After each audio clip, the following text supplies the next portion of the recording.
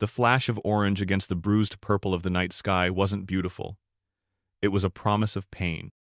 Maya Ramirez saw it arc over the screaming crowd, a clumsy comet of gasoline and glass.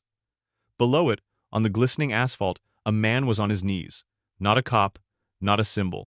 Just a man, dazed and vulnerable, his helmet knocked sideways, a dark flower of blood blooming on his temple.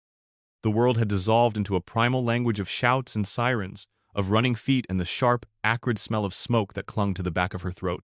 For 12 hours, her world had been the controlled chaos of the Saint Properties. Jude's rhythmic beep of monitors, the squeak of her own worn sneakers on linoleum, the practiced calm of her voice reassuring a terrified child. Out here, there was no control. There was only a raw, screaming nerve. She was just trying to get home. Her bus route had been diverted. The train was shut down. Her path, on foot, led her through the molten core of the city's rage of protest against a police shooting that had festered for days and now had broken open. She wasn't a protester. She wasn't a counter-protester. She was a 26-year-old woman with aching feet and a debt-to-income ratio that was a constant, low-grade hum of anxiety beneath her ribs. But the sight of the falling firebomb erased everything else. It erased her exhaustion, it erased her student loans, it erased the thought of her lumpy mattress and the leftover pasta waiting in her fridge. Her training, drilled into her through years of nursing school and countless frantic nights in the ER, was a physical thing. It was a muscle that twitched and fired before her brain could form a coherent thought. Triage, assess, act. The man on the ground was the patient. The firebomb was the threat. With a gasp that felt like it tore something in her chest, Maya moved. She sprinted from the relative shelter of a shuttered storefront, her heavy nursing tote filled with granola bars, a water bottle, extra scrubs, and textbooks she never had time to read clutched in her hand. She didn't have a shield. She didn't have a plan. She had her body and a decade of instinct. She reached the kneeling officer an instant before the firebomb. She threw the heavy bag to the ground to break the bottle's trajectory, and then, without hesitation, she curled her own body over his, tucking her head down, making herself a shield. The world exploded in a whoosh of heat and sound. Glass shattered on the asphalt beside her. A wave of liquid fire splashed across the pavement and licked up her back. Her fire-retardant scrubs, a cheap, scratchy polyester blend she hated, sizzled and smoked, the fabric puckering and melting but holding. The heat was immense, a physical blow that stole the air from her lungs. For a terrifying second, she felt the burn beginning to seep through to her skin. Then hands were on her, dragging her, pulling her and the officer she was shielding back behind a wall of riot shields. The roar of the crowd was muffled, replaced by the crackle of radios and the frantic shouts of other cops. The flash of a dozen cell phone cameras had painted the moment onto the digital canvas of the world. She was on her feet, trembling, her mind a static-filled radio. A man in uniform was yelling in her face, but she couldn't understand the words. She could only stare at the officer she had covered, Officer Miller, who was now being helped up, his eyes wide with a mixture of terror and utter disbelief as he stared at her. She had just been trying to get home. 12 hours earlier. "You're not seriously taking the M15 bus, are you?" Jenna asked, not looking up from her phone. "The locker room at St. Locker Room at St. Locker Room." Jude smelled of antiseptic, sweat, and cheap coffee. "They've shut down half of downtown. It's a war zone." Maya Ramirez shoved her worn-out sneakers into her locker and sighed, the sound resonating with the bone-deep weariness of a double shift. "It's the only route still running that gets within 10 blocks of my place, Jen. Train's down. Can't afford a $60 Uber. So, the M15 it is." Jenna finally looked up, her expression a familiar cocktail of pity and concern. "Just be careful. The live feeds look insane." Maya waved a dismissive hand, pulling her hoodie over her scrubs. "Honestly, right now I'd patch up the devil himself if it meant I could go home and sleep for 12 hours. Politics is a luxury for people who aren't on their feet for 14 hours straight." It was her creed. In the ER, they didn't ask if the gunshot victim was a gang member or an innocent bystander. They didn't ask if the man clutching his chest had insurance. They didn't ask if the drunk driver in Trauma Bay 1 was the one who caused the wreck that put the family of 4 in Trauma Bay 2.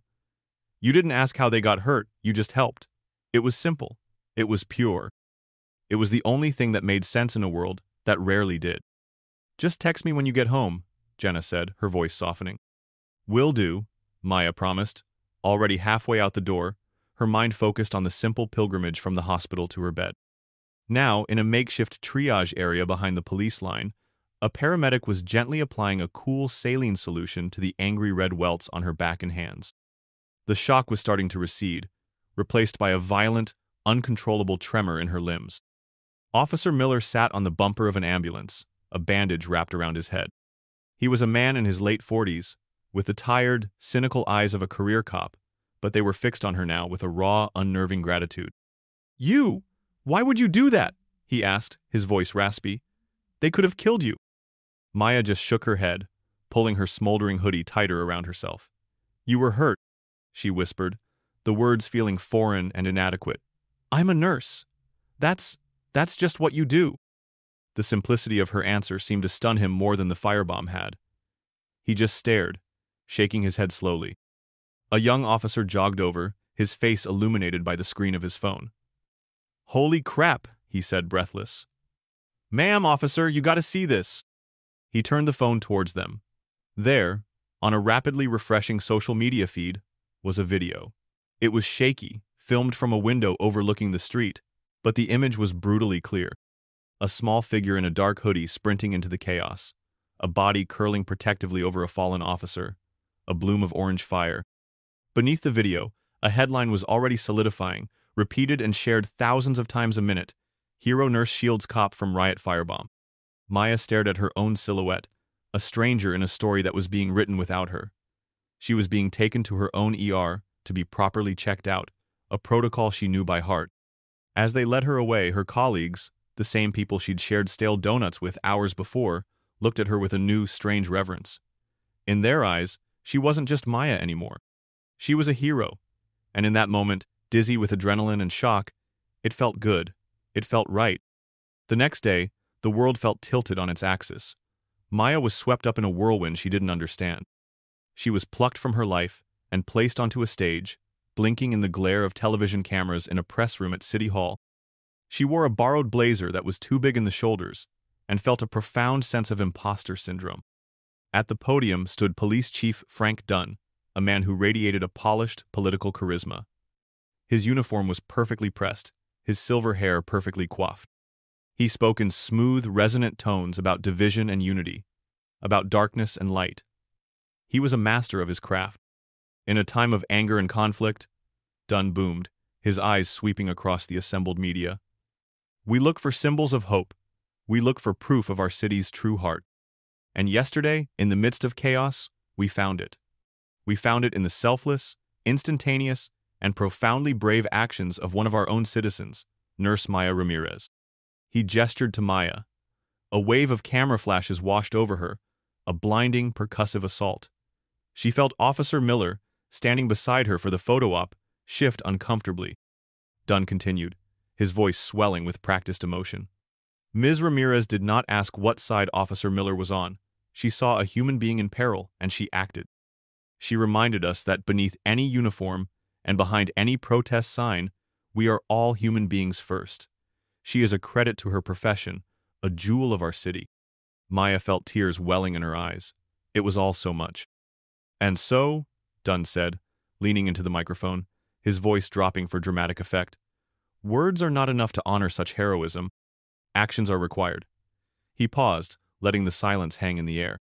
"Today, the Police Benevolent Association, in proud partnership with a true community pillar, Northgate Developments, are honored to take one worry off this young hero's plate."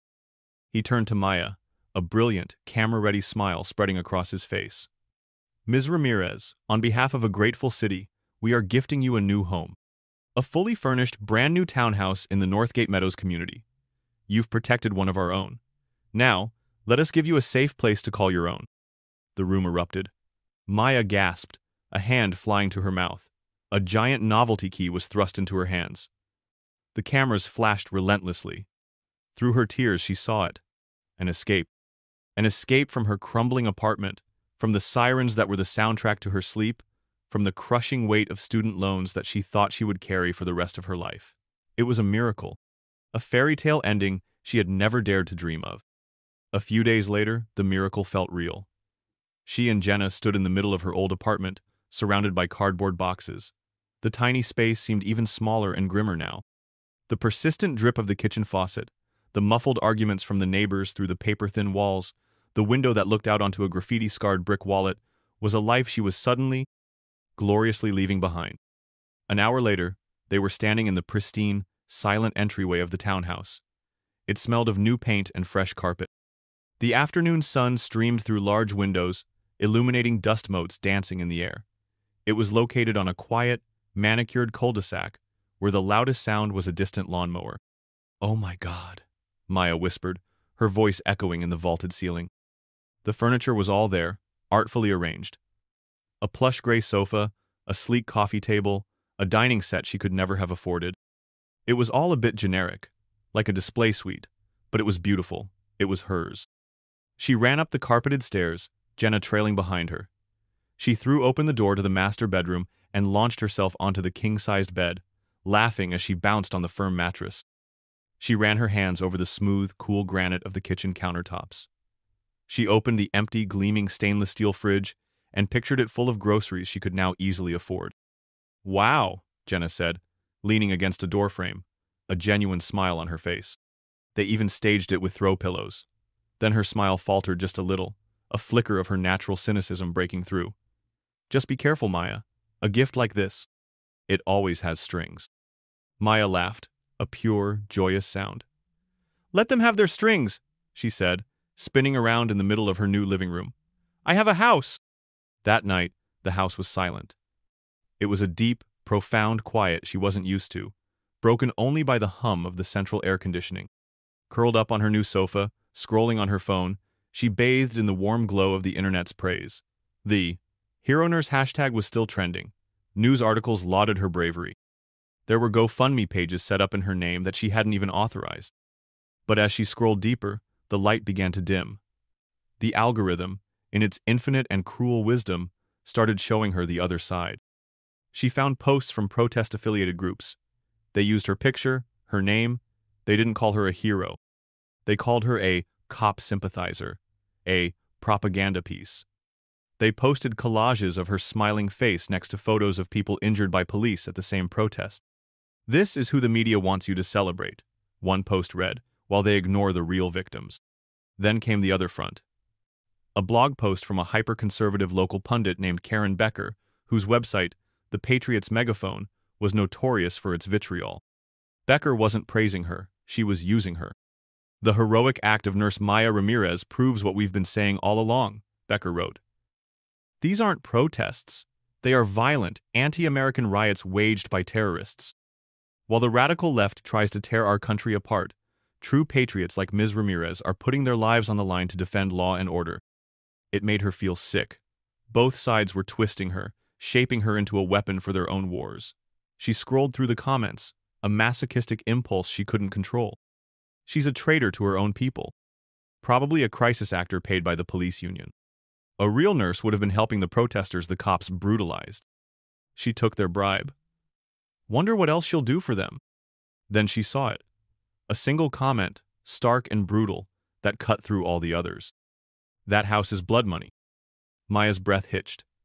She looked up from her phone, her eyes scanning the beautiful, perfect living room, the plush sofa, the elegant lamp, the silent walls, the gift, the miracle. Suddenly, the silence felt different. It wasn't peaceful. It was suffocating. The house, her beautiful new house, felt cold and enormous. It felt like a trap. Returning to work at St. Jude's a week later was like stepping into a funhouse mirror version of her own life.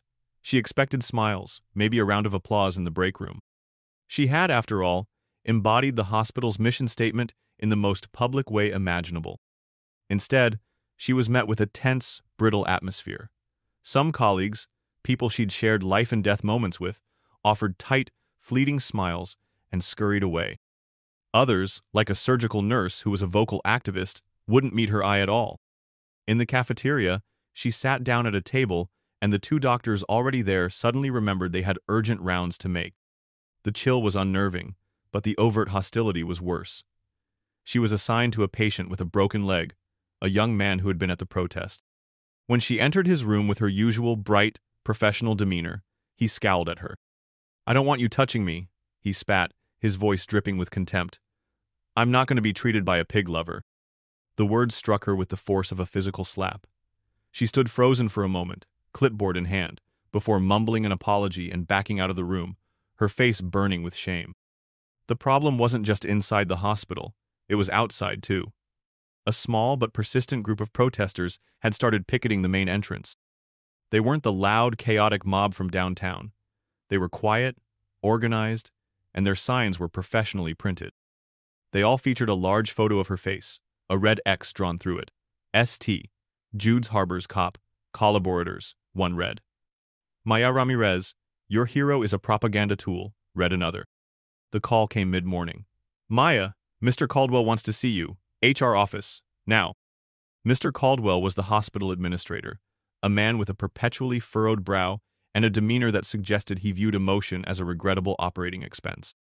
He sat behind a large mahogany desk, flanked by the head of human resources, a woman with a fixed, sympathetic smile that didn't reach her eyes. There was no praise for her heroism. There was no concern for her well-being. Mr. Caldwell got straight to the point, his voice a dry, bureaucratic monotone. Miss Ramirez, he began, steepling his fingers. We have a situation. Your actions outside of this hospital, however well-intentioned, have now impacted this institution. I don't understand, Maya stammered. The protests outside. The incident with the patient this morning, the general disruption, he said, waving a hand vaguely. St. Runnersalzen, Jude's has a strict policy of neutrality in political matters. Our sole focus is patient care. Your newfound public profile has made you a flashpoint. It's a security risk. It's an insurance liability. The HR woman leaned forward. We feel, for your own protection as well as to de-escalate the situation, that it's best if you take some time away. Maya's heart hammered against her ribs. Time away? But I have shifts. We're placing you on indefinite paid administrative leave, Caldwell stated flatly. It was presented as a kindness, a favor, but the meaning was clear. She was being suspended, punished for the crime of being famous for the wrong reason. Your presence, Caldwell concluded, his eyes cold and final, has become a distraction from our mission. Fired. She had been fired, softly and politely, by the very institution she had dedicated her life to. She walked out of the office in a daze, the sympathetic smile of the HR woman following her down the hall. The betrayal was so profound it left her breathless. The house became her world. Suspended from work, with nowhere to go and no one to see, Maya was now a prisoner in her brand new home. The beautiful, quiet cul-de-sac was a gilded cage. The online harassment bled into the real world. Her address, a point of pride just weeks ago, was now a liability. It had been posted on fringe websites and social media groups. The slow, nightly drive-bys started. Cars she didn't recognize would crawl past her house, their occupants sometimes shouting obscenities out the window. Cop lover! Traitor! Then came the flyers, left in her mailbox and scattered across her perfect lawn, featuring her face next to gruesome images of police brutality. Karen Becker's followers organized their own Patriot patrols, driving by with flags waving, honking their horns and shouting encouragement that felt just as threatening as the hate. She was a tourist attraction in her own personal hell. One night, the sound of shattering glass ripped through the silence. She ran downstairs to find a rock lying on her new hardwood floor, amidst a spiderweb of broken windowpane. Tied to it was a note, scrawled in angry red marker, Cop lover. Sobbing, her hands shaking so badly she could barely dial, she called 911. The wait was agonizing. When a squad car finally arrived nearly 40 minutes later, 2 officers ambled up to her door with a distinct lack of urgency. She explained what happened, her voice trembling. They surveyed the damage with practiced disinterest. Okay, the older officer said, clicking his pen. We'll file a report. A report? Someone threw a rock through my window. They're terrorizing me, Maya cried, desperation creeping into her voice. The officer sighed, a long, weary sound. Look, miss, you're famous now. This stuff happens. We'll tell our guys to do an extra patrol when they're in the area, but unless they're actively on your property trying to break in, there's not much we can do. It's probably just kids. He looked her up and down. You should probably stay off the internet if it's bothering you. She stared at him, incredulous. Stay off the internet, as if the rock on her floor was a JPEG she could just delete. She had become a national symbol for helping one of their own, and now, when she needed them, they offered her paperwork and condescending advice. She felt utterly, terrifyingly alone. In a final, desperate act, she called Chief Dunn's office. It took 3 days and 7 calls to his secretary, each one more humiliating than the last, before he finally agreed to a meeting. But not at City Hall. He had her meet him in a sterile, windowless conference room in a nondescript municipal annex building across town. The charismatic, smiling man from the press conference was gone. In his place was a tired, annoyed bureaucrat who looked at her like she was a problem he had to manage. "This has become a political nightmare, you understand that, right?" he began, before she even had a chance to speak. He paced the small room, not looking at her. "The protest groups are accusing us of staging the whole thing. The mayor is getting heat. My department is under a microscope." "Chief Dunn," Maya began, her voice small, "I'm being harassed. My house. Someone threw a rock through my window. The hospital suspended me. I need help." "Help?" He finally stopped and looked at her, his expression one of pure exasperation. He was implicitly, impossibly, blaming her. "We gave you help. We gave you a house. A life-changing gift that my guys in the union and our partners busted their asses to provide. We held up our end." The transactional nature of his words was like a physical blow. The gift wasn't a gift, it was a payment, a PR transaction. "Please," she begged, tears streaming down her face now. "Just make a statement. Tell people to leave me alone. Tell them I'm not a political pawn. Tell them what I did was just human." He sighed and ran a hand over his face. "Listen, kid. The best thing you can do for you and for yourself is to be quiet. Just lay low. Don't talk to the media. Don't post anything. This will all blow over if you just let it die down." He walked to the door and held it open for her. It was a clear dismissal. The man who had put her on a pedestal in front of the entire world had just personally kicked it out from under her. The transaction was complete. Her value had expired. For 3 days, Maya did nothing but sit in her silent, broken house. The taped-up window was a constant reminder of her vulnerability. Her phone, once buzzing with messages of support, was now quiet. Jenna called, but Maya didn't have the energy to answer. Despair was a physical weight, pressing down on her, making it hard to breathe. On the 4th day, Jenna showed up at her door with 2 bags of groceries and a look of fierce determination. She didn't wait for an invitation, just pushed past Maya into the pristine kitchen. "Okay, pity party's over," Jenna announced, starting to unpack. "I called in a favor. There's someone you need to talk to." An hour later, Maya found herself in a small, cluttered law office that smelled of old books and strong coffee. The name on the door read, David Chen, Esquire, Civil Rights, Defamation. David Chen was in his 30s, with a slightly rumpled shirt, sleeves rolled up to his elbows, and sharp, intelligent eyes that seemed to take in everything at once. He wasn't like Caldwell or Dunn. There was no polished veneer. He gestured for her to sit, cleared a stack of files off a chair, and leaned back, listening. For the first time in weeks, Maya told the whole story, from the moment the firebomb left the protester's hand to the moment Chief Dunn showed her the door. She didn't cry. The despair had burned away, leaving behind a hard, cold knot of anger. When she finished, David was silent for a long moment, tapping a pen on his legal pad. Then he looked at her, and his eyes were blazing with a righteous fury that mirrored her own. "They didn't give you a home, Maya," he said, his voice quiet but intense. "They gave you a liability. They saw your good deed, a genuinely decent act in a messed-up world, and they saw a PR opportunity. They used you to whitewash their own image problem, and the second it got complicated, the second you stopped being a convenient symbol and started being a real, messy human being, they cut you loose and left you to clean up the mess."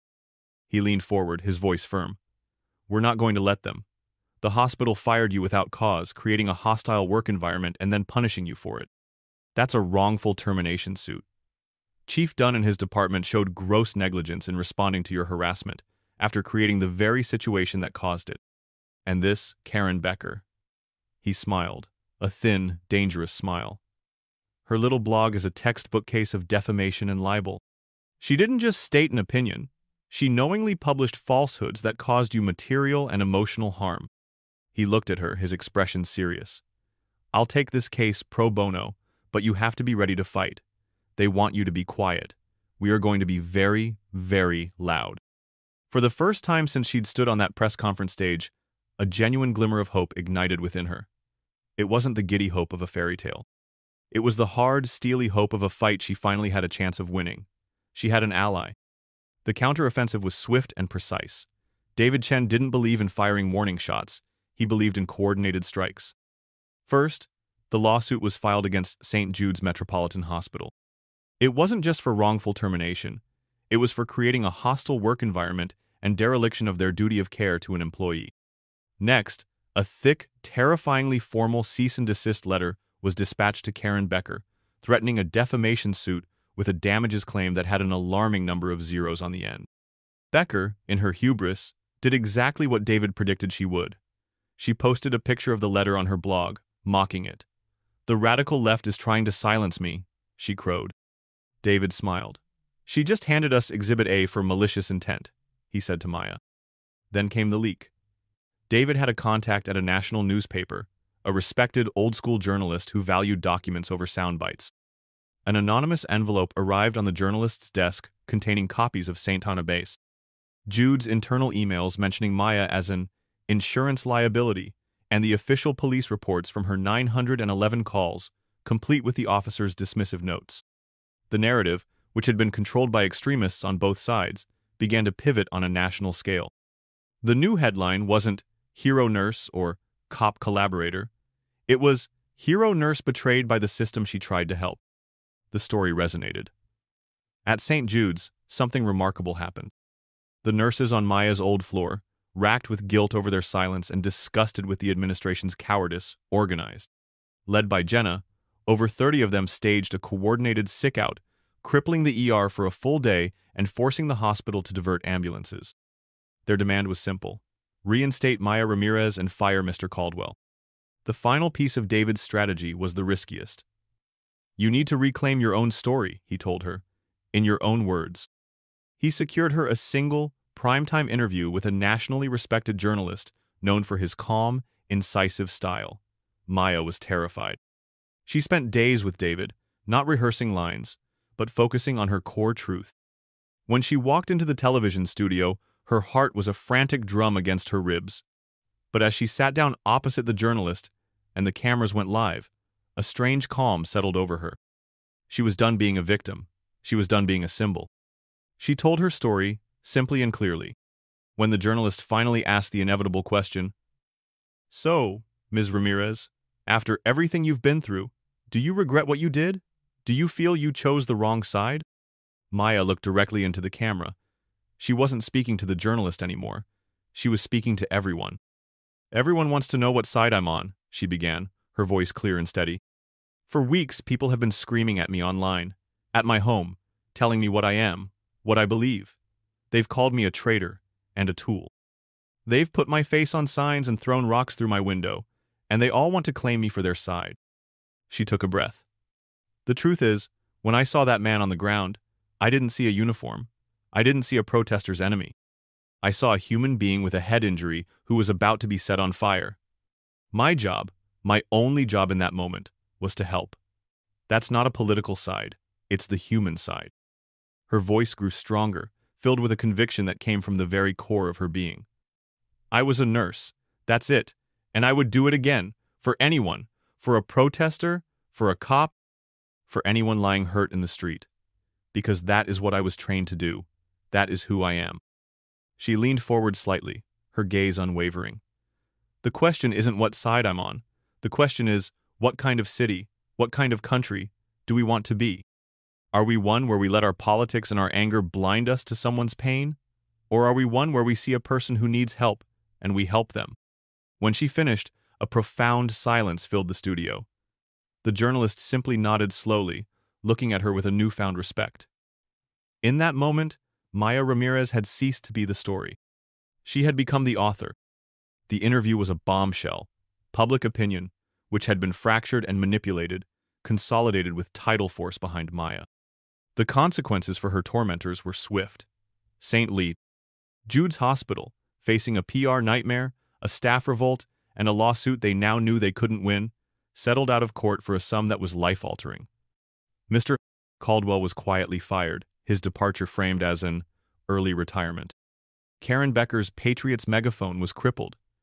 Faced with a mountain of evidence in a defamation suit she couldn't afford, her advertisers fled. She issued a terse, legally mandated retraction on her website before disappearing from the public eye. Chief Frank Dunn faced the most public humiliation. He was grilled in a televised city council hearing where David Chen's journalist Contact published the details of his dismissive meeting with Maya. The police union, seeing him as a liability, withdrew their support. He survived the no confidence vote, but his career was effectively over, a politician undone by his own spin. Maya now had the settlement money, her name cleared, and a house she couldn't bear to live in.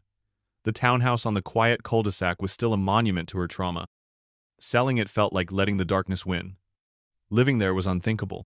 Sitting with David and Jenna in her new, temporary apartment, an idea began to form.